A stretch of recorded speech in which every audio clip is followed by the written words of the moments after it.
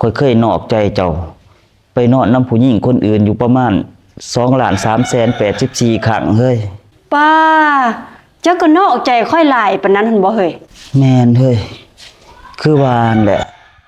ความมอนความมั่นความบันเทิงมันบ่เคยปราณีไผเป็นจังไดเฮ้ยใครแน่อยู่บ่มันบ่ไข่ดอกเฮ้ยมันมีแต่เมื่อยไปหนาอันติโอ้ยข่อยเบิ่งคักล่ะข่อยคือสิบ่หม่อมในทิศนี้ดอกโอ้ยซะมาว่าจังซั้นบ่แม่นเจ้าสิเจ็บละบ่แนวนี้หั่นแม่นข่อยเบิ่งข่อยคักล่ะข่อยคือสิใกล้เจ็ดอีโลยเลยเฮ้ยแต่ว่าก่อนข่อยสิตายนี่ข่อยมีแนวค้างคาใจอยากสารภาพให้เจ้าฮู้เฮ้ยเจ้าสิสารภาพอีสังเฮ้ยข่อยสิสารภาพความชั่วของข่อยนี่เด้อเฮ้ยคันข่อยบ่ได้บอกเจ้านี่ข่อยคือสิตายตาบ่หลับมีอีหยังก็เว้ามาโลดเฮ้ยข่อยให้อภัยเจ้าได้หมดนะเฮาอยู่กินน้ำกันมา20 กว่าปีหั่นข่อยเคยนอกใจเจ้าไปนอนน้ำผู้หญิงคนอื่นอยู่ประมาณ2,384,000 ครั้งเฮ้ยป้าเจ้าก็นอกใจค่อยหลายปานนั้นหั่นบ่เฮ้ยแม่นเฮ้ยคือว่านั่นแหละ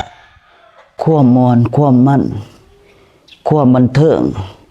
มันบ่เคยปราณีไผเจ้าให้อภัยข่อยได้อยู่บ่เฮ้ยค่อยให้อภัยเจ้าได้อยู่ดอกค่อยก็บ่ดีคือเจ้าคิดดอกหั่นเจ้าเบิ่งลูกเจ้า2 คนหั่นลูกเฮา2 คนเป็นหยังเฮ้ยเจ้าแนมเบิ่งลูกเจ้าโลดแนมเบิ่งคักแล้วมันเป็นหยังเฮ้ยเจ้าเบิ่งเด็กน้อย2 คนหั่นผู้ใดคือเจ้าแน่อ้าวเจ้าก็นอกใจข่อยคือกันบ่เฮ้ยแม่นเจ้าบ่ต้องคิดดอกว่าเจ้าเฮ็ดผิดต่อค่อยหั่นค่อยก็เฮ็ดผิดต่อเจ้าคือกันคือเจ้าฮู้หั่นแหละเฮ้ยความม่วนความมันความบันเทิงมันบ่เคยปราณีไผก็ดีเฮ้ยก็สั่นข่อยสิไปท่าเจ้าอยู่กกงิ้วเด้อเฮ้ย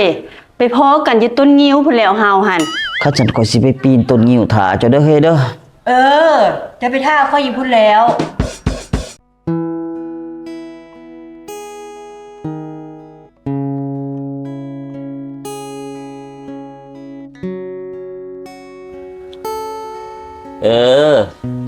จังหน่อยอ้ายออกไปหาหนาข้าวเดียวนะก็ฮักคันแล้วคันบ่ฮักสิเฮ็ดจังได๋ก็ฮักคันแล้วโอ้ยกับลูกก็เมียก็สิป้าอยู่ดอกแต่ว่าตอนนี้ก็ยังอยู่นำกันไปก่อนแม่นคันอ้ายป้านี่เฮาสิบ่ได้หยังใดมีแต่เดี๋ยวนี้นี่อ้ายสิยั่วประสาทแล้วนะสิเฮ็ดใส่เราให้เราอยากป้าอ้ายเองแม่นเฮ็ดให้เราอยากหายเฮ็ดให้เราทนบ่ได้เฮ็ดให้เราอยากป้าเองคันเราอยากป้าเราก็ต้องได้ซื้อห้างบัดนี้สินสมสามก็ต้องเป็นของอ้ายหมดเพราะว่าเราเป็นผู้อยากป้าเด้โอเคจังหน่อยอ้ายไปหาเด้อจ้อยเจ้าก็มาลกหญ้าจ้อยค่อยนี่ติโอ้ใส่ข่อยนี่บ่ไปลกหญ้าซอยเจ้ามันเป็นเวียกข่อยบ่หา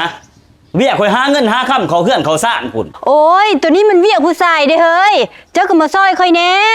บ่เลยว่าเวียกผู้ชายเดี๋ยวสิเฮียนเว้าเด้อแนวนี้เด้อคู่มื้อนี่ผู้หญิงผู้ชายนี่มันเสมอภาพกันแล้วโอ้ยเจ้าก็มาซอยค่อยแน่มันนักได้เวียกตัวนี้นี่มันเมื่อยได้เฮ็ดตากแดดนี่กะละเฮ็ดซ้ำนี่กะจมโอ้ยเนาะนายเด้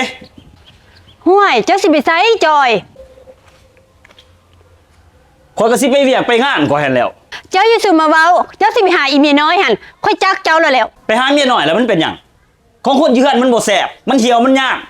ก็ไปหาบอนมันเค็งมันตึงบอนมันแซ่บๆพุ่นตะว่าเสียอารมณ์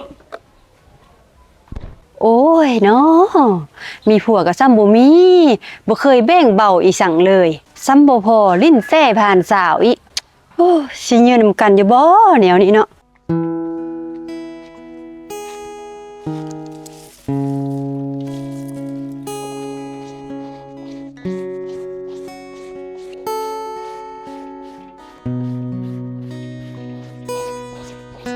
ใครโทรมาฮัลโหลจังไหนเสี่ยวฮะ เห็นพวกเฮาไปกับผู้สาวบ่ไปซื้อเครื่องอยู่ห้านหุ่งเจริญ พวกเพิ่นไปซื้ออีสังหันโอ้เสื้อนอนเตียงนอนจิเพิ่นสิย้ายไปอยู่นำกัน โอ้ยเฮาก็บ่สร้างสิว่าดอกเฮาหันใจอ้อแหละกับผัวหันเวียกงานอีสังก็บ่ซอย เงินก็บ่ให้ มีแต่เลาะลิ้นเลาะกินแต่ละมือคันเพิ่นออกหน้าออกตาปานนั้นหันเฮาก็สิป้าเพิ่นหันแล้ว เท่านี้ก็เด้อเสี่ยวเด้อเฮาซักเครื่องก่อน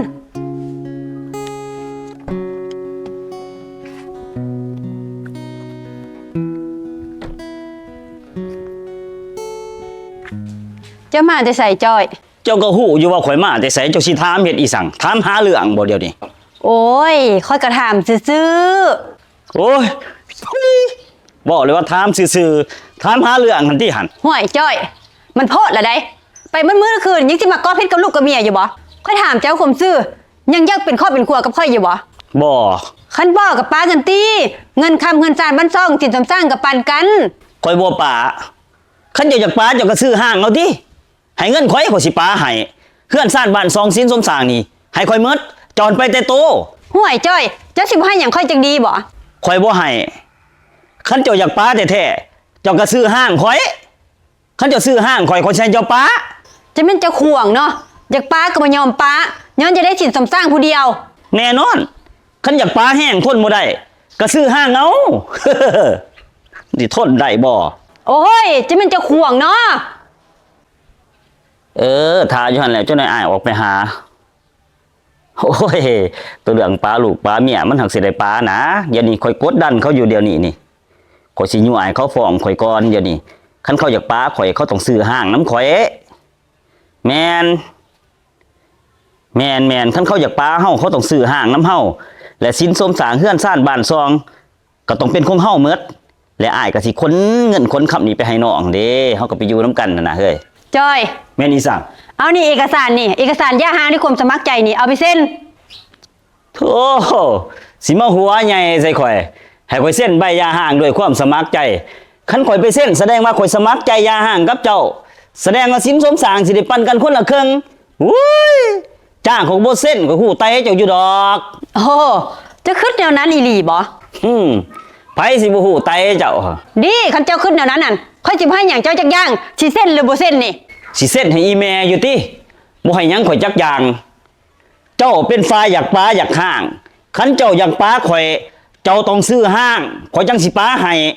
และก็ทรัพย์สินสมศอกสมสร้างเฮือนซ่านบ้านซองนี่เจ้าต้องให้ข่อยหมดเจ้าต้องไปแต่โตคันเจ้าอยากปลาหั่น เจ้าฮู้บ่จ้อยในกฎหมายหั่นมันบ่ได้มีใดซื้อหางหั่น โอ้ยสมหูดีแท้สำนักกฎหมายไงการซื้อห้างนี่มันก็มีมาแต่ใดแล้วผู้ใดอยากปลาก็ต้องซื้อห้าง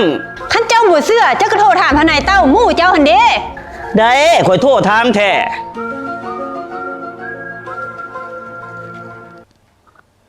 สบายดีทนายเตาบ่อยากถามหน่อยหนึงนะเดี๋ยวนี้หั่นลูกเมียเขาอยากปลาเฮาน่ะแต่ว่าเฮาบ่อยากปลาเฮาสิให้เขาซื้อห้างเฮาหั่นได้บ่ในกฎหมายบ่มีซื้อห้างบ่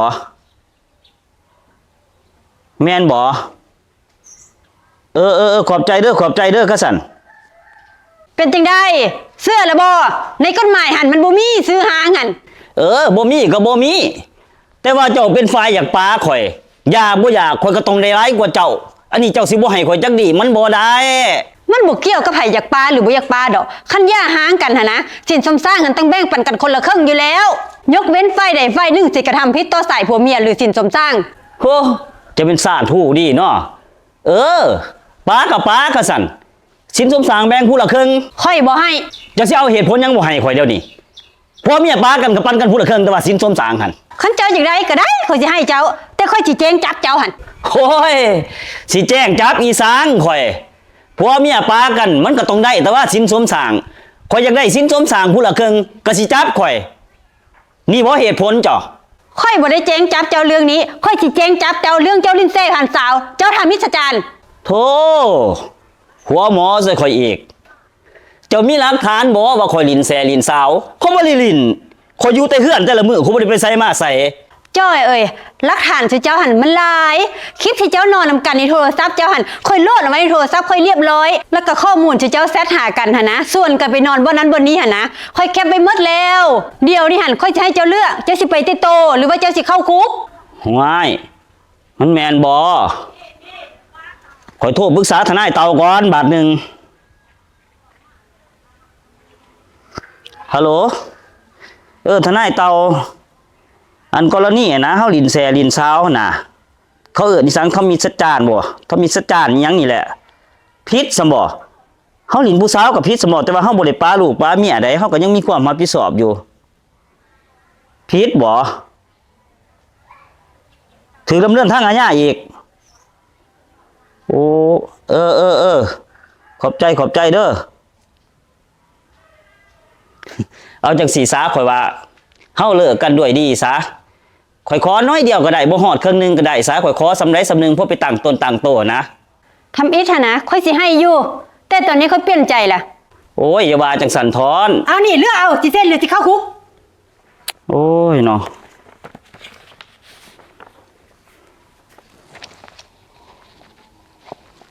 เสร็จแล้วเฮ้ยฮันแหละสมน้ำหน้าจะได้หลายบ่ได้ซ้ำโอ้ยให้ข่อยน้อยนึงก็บ่ได้จังดีบ่โอ้ยเนาะสุดท้ายบ่ได้อีสังซ้ำสิไปหาผู้สาวเขาก็สิให้อยู่นำอยู่บ่ไปแต่โตแนวนี้โอ้ยบาปเวียนกุยลีเด้แนวนี้มันสีหลังคาหัวหลังคาเฮียไอ้สันฝนบ่ได้ตกพอเม็ดอ้าวมันนอนจะคือเปียกซั่นน่ะมึงสิเว้าประตูถีบเด้อกูเหี่ยวใส่บอนก็จะได้เพียงเดียวนี่ได้เวียกใหม่อยู่หาดหุงเจริญเงินเดือนดีอยู่บ่โอ้เงินเดือนดีเว้ยเงินอุทีก็ได้เงินพิเศษก็ได้โอ้ได้ดีเนาะบ่แต่เสื้อนอนโตเตียงเขาขายดีอยู่บ่เดี๋ยวนี้โอ้ดีแท้หาดหุงเจริญมันก็เบอร์1แล้วแหละเรื่องขายเครื่องครัวเฮือนโอ้ดีเนาะไปมักเสื้อนั่นนะอยู่หุงเจริญนั่นนะตัวมันเป็นเสื้อหมวดนั่นนะมันขนส่งสะดวกดีหั่นนะห้องแคบๆยังก็เข้าได้เบิดแม่นหากแต่ว่ากูอุกใจเว้ยสิอุกใจซะได้เวียกดีบ่แห้งเลยมาสิอุกใจอยู่ก็อุกใจหั่นแหละกูเขาเวียกสวยอ้าวเจ้าก็อย่าไปสวยตีก็ไปแต่เช้าไปซะกูตื่นบ่ทันกูเป็นคนลุกสวยก็จังว่าจักสิแก่จังไดนี่ให้มันลุกเลิกตื่นเช้าคือเขานี่ข้อยมีวิธีให้เจ้าครับทับห้องจะลุกแต่เช้าโลดเฮ็ดแนวใดเว้ยบอกนี่ติก่อนสิเข้านอนหั่นเจ้ากินน้ำใส่ได้หลายโลดเจ้าฮู้เมื่อตอนดึกก็กินน้ำใส่อีกแล้วมันเกี่ยวอีหยังวะเกี่ยวแท้เจ้ากินน้ำได้หลายนี่ยามเช้านี่เจ้าปวดเหี่ยวจังได๋ลุกแต่เช้าแม่แน่นอนกินน้ำหลายมันก็ต้องปวดเหี่ยวตอนเช้าบ้าเขาท่าได้เบิ่งกูสิเอาไปปฏิบัติก่อนมานี่โอเคไอ้